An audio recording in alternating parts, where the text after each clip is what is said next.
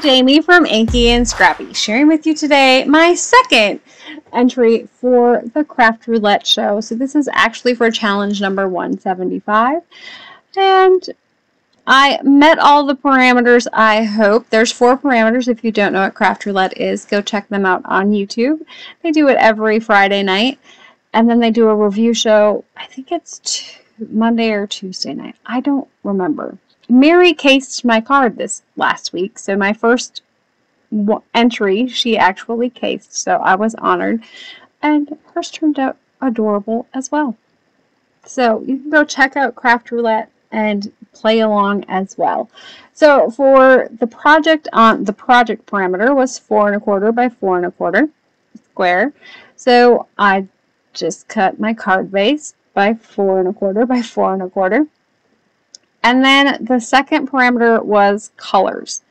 And the color theme is Craft Roulette. So Craft Roulette has their on-camera spin wheel is actually black, white, brown, and then I think there's a orange one on it. And then the actual like digital one looks, that is their graphic, is rainbow colored. So you could really use anything.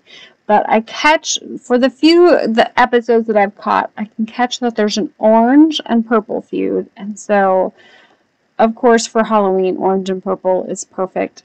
I did bring in the dark blue just to kind of give me a little bit more depth and, you know, darkness to my night sky, as that was the element needed to be night, and so I went with night sky. There's also a lantern on my image that I bring in.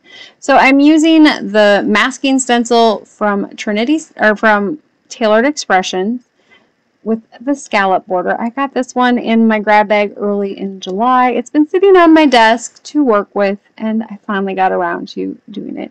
See what happens? It makes me use what's at my fingertips. Less digging, right? So that's kind of why I do it. It allows me to kind of think fast and just craft on the fly, which I do sometimes, but I don't do it at this speed. So this project took me about 35 minutes from start to finish. So for me, that's pretty good, because usually I have to do all the things and it just takes me a lot longer.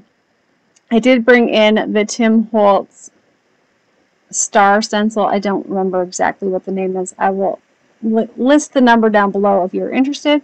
And then for my bottom border, I am bringing in Avery Elle's Halloween border dies here and putting on some cobwebs.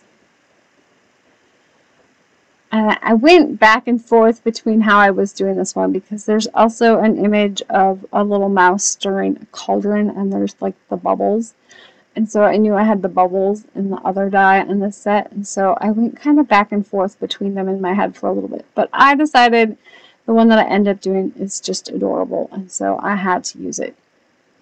So to attach this acetate piece, thank you Kate from Kate's Craft for sending me to Michael's yesterday to pick up their Halloween acetate sheets. These ones are black printed, gorgeous transparency sheets. You will be seeing them a lot more this Halloween season, because there's some pretty ones in there.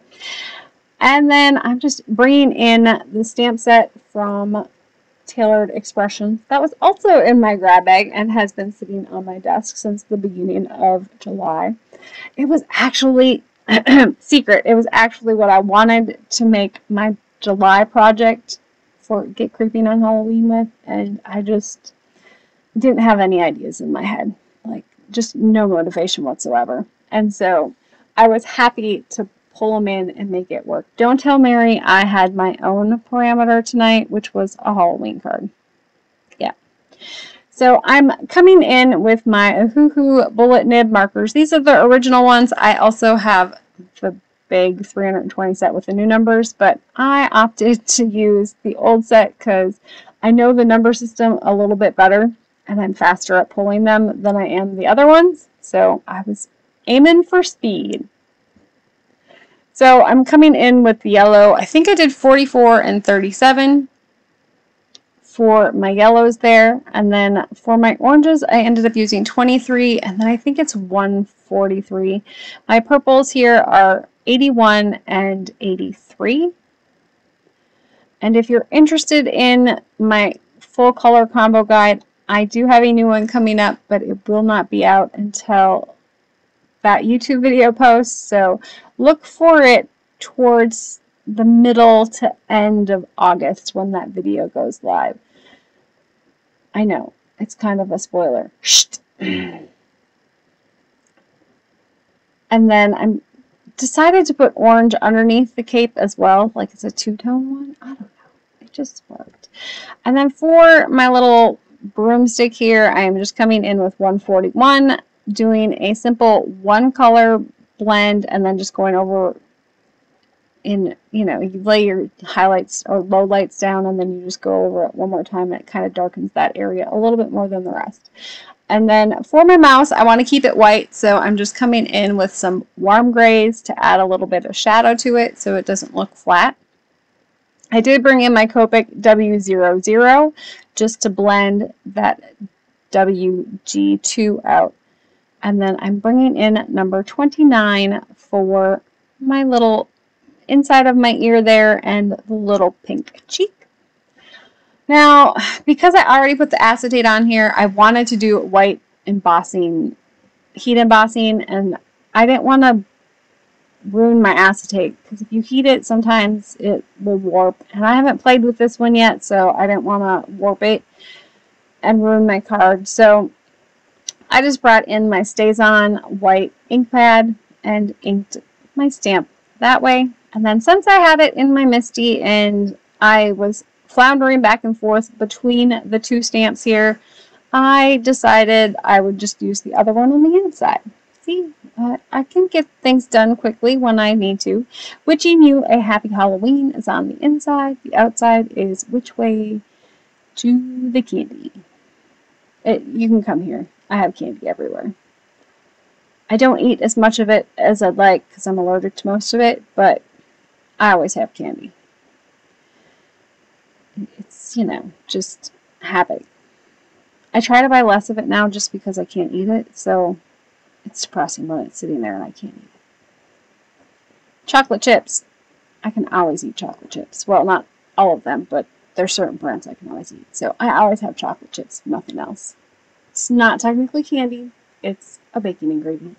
I did bring in some Yellow Bird glitter Nuvo crystals, or glitter drops. And then to finish it up, I did bring in some swirls, which kind of resemble the wheel spinning. But of course my camera died, so you didn't get to see me add them. But there they are. Anyways, I hope you have an amazing day. If you are interested in Craft Roulette, go check them out on YouTube. It's pretty fun to just play and get something done really fast. So have an amazing day. Bye!